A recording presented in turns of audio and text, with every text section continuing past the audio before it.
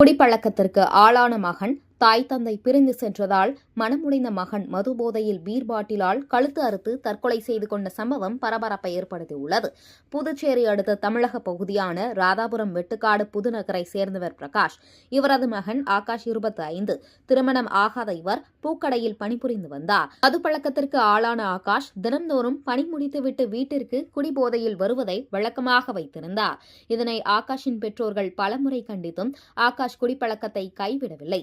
இதனால் மன உளைச்சலில் இருந்த ஆகாஷின் பெற்றோர்கள் மகனை பிரிந்து விழுப்புரத்தில் வாடகைக்கு குடியேறினர். மேலும் தன்னுடன் வந்து இருக்குமாறு தாய் தந்தையை ஆகாஷ் பலமுறை வற்புறுத்தியும் பெற்றோர்கள் அதை ஏற்கவில்லை.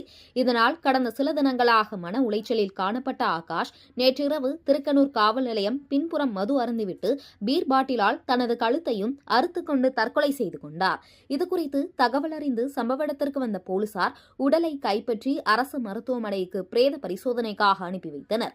வழக்கு பதிவு செய்த போலீசார் ஆகாஷ் தற்கொலைதான் செய்து கொண்டாரா அல்லது வேறு ஏதேனும் காரணமா என்ற கோணத்தில் விசாரித்து வருகின்றனர்.